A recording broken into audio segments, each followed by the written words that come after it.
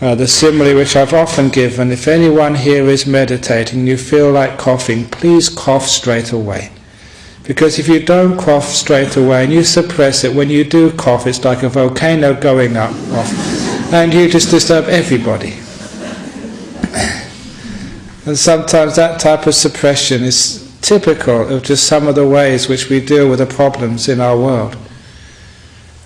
And so we live in such a world, we have to, instead of trying to cover up the triggers with burqas or with veils, or with people dressing up in sort of loose-fitting clothing and not accentuating, your bodies, and not wearing scents and makeup and goodness knows what else, that won't solve the problem.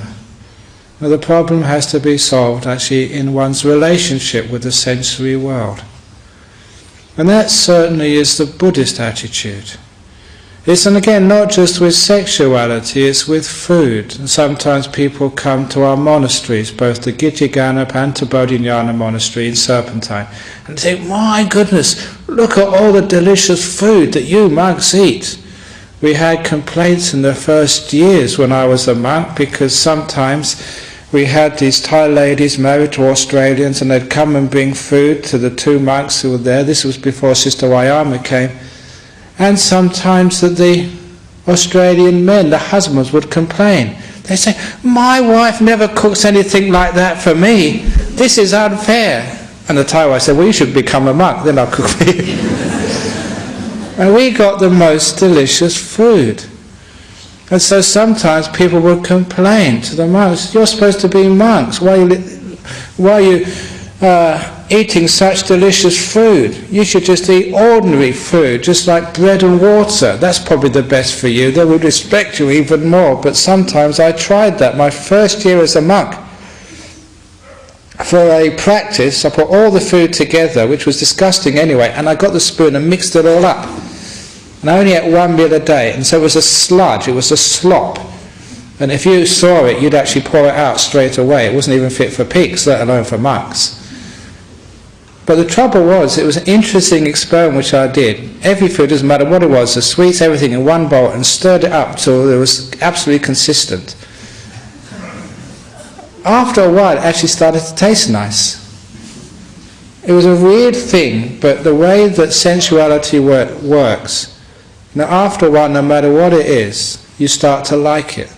It starts to become attractive, delicious, and tasty.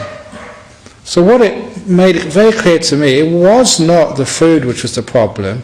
No matter what food you have there, after a while it becomes delicious and you crave it. It doesn't matter what, sort of as a man, as a male monk, what women you see, after a while, even if they're in burqas, after a while the burqas start to appear sort of attractive. Whatever it is, so the attraction is not in the object out there. And you can like anything after a while.